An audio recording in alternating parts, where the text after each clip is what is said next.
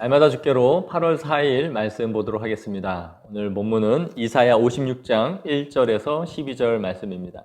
우리가 갈라디아서를 보다가 이사야로 돌아왔는데요. 오늘 본문을 보시면서 갈라디아서의 내용과 좀 연결지어서 보시면 좋을 것 같다라는 생각을 하게 됩니다.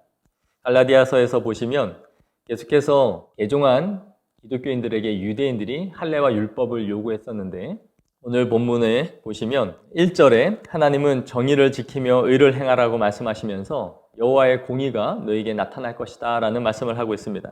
그러면서 무엇보다 안식일을 더럽히지 말고 모든 악을 행하지 말라라고 말합니다. 이 안식일이라는 단어가 1절에서 7절 사이에 계속 반복해서 나오고 있다는 것을 우리는 볼 수 있을 것입니다. 2절에도 안식일을 회복하라 라고 말씀하고요. 4절에도 안식일을 지키며 내가 기뻐하는 것을 선택하라 라고 말씀합니다. 그리고 언약을 굳게 붙잡으라는 것입니다. 또 6절에도 안식일을 지켜 더럽히지 말라라는 요구가 반복되어져 있습니다. 안식일은 십계명에도 요구하고 있고 유대인들에게 매우 중요한 절기 중에 하나였습니다. 그래서 이들은 안식일을 철저히 지켜나갔습니다.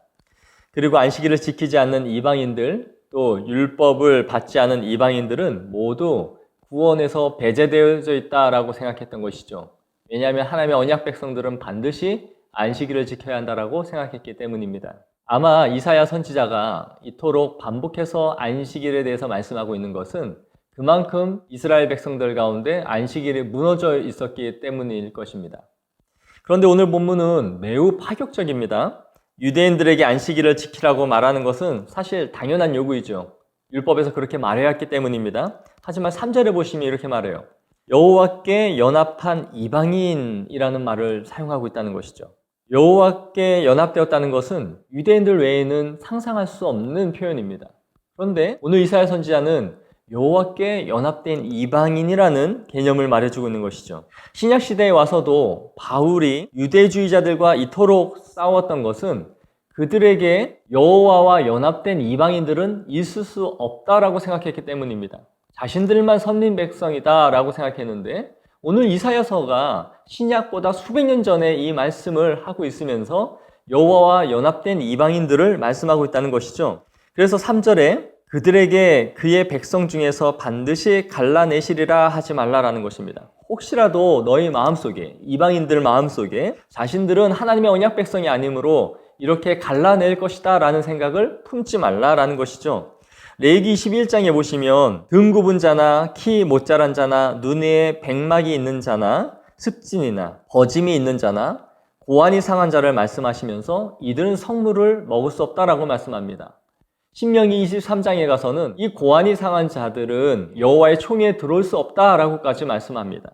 그런데 지금 여호와께 연합한 이방인이라는 이 개념 속에 이 고자들까지 포함시키면서 말씀하고 있는 아주 파격적인 말씀을 하고 있는 것이죠. 지금 이사야 선지자가 하는 말은 폭탄과 같은 선언을 하고 있고 매우 파격적인 선언을 하고 있는 것입니다. 율법에서도 맡고 있는 이 부류의 사람들을 모두 안식일에 들어올 수 있는 사람들로 명시해주고 있는 것이죠. 그러면서 6절, 7절에 안식일을 지켜 더럽히지 아니하며 나의 언약을 굳게 지키는 이방인마다 내가 곧 그들을 나의 성산으로 인도하여 기도하는 내 집에서 그들을 기쁘게 할 것이다 라고 말씀하는 것입니다. 그들이 번제와 희생 제물을 하나님 앞에 드릴 수 있을 뿐만 아니라 그들이 드리는 것을 하나님이 기쁘게 받아주실 것이다 라는 것을 말씀하고 있는 것이죠. 어쩌면 오늘 이 본문은 구약 안에 있는 신약이라고 불릴 만큼 이 복음을 너무 명확하게 구약 안에서 보여주고 있는 것입니다. 여기서 말하고 있는 핵심이 무엇입니까? 하나님의 자녀가 되는 것은 그들의 육적인 혈통에 따른 것이 아니라 안식일을 거룩하게 지키며 그분의 언약을 붙잡고 따라 살아가고자 하는 자들이 모두 하나님의 백성이 될 수 있다는 것을 말씀해주고 있는 것이죠. 그리고 이러한 개념이 신약에 와서 예수 그리스도 안에서 온전히 완전히 성취된 것임을 우리는 알 수 있는 것입니다. 그리하여 에베소서 2장 14절에 이렇게 말씀합니다. 그는 우리의 화평이신지라 불로 하나를 만드사 원수된 것 곧 중간에 막힌 담을 자기 육체로 허셨다라고 말씀하고 있는 것이죠.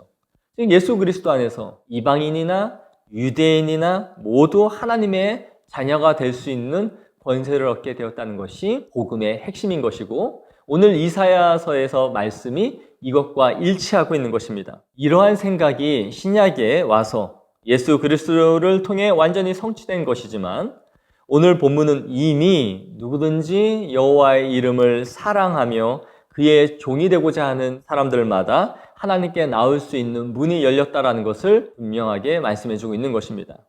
우리는 이 본문을 통해 하나님의 복음이 어떤 조건이나 자격이 없이 모든 사람들에게 열렸음을 기억하기를 원합니다. 누군가는 자신이 몇 대 이어져 오는 믿음의 가정에서 자랐을지도 모르고 또 누군가는 홀로 신앙생활을 하면서 때로는 죄에 계속 넘어지는 사람일지도 모릅니다. 그러나 그러한 것이 우리가 하나님 앞에 나아갈 수 있는, 구원받을 수 있는 1차적인 조건이 아닙니다.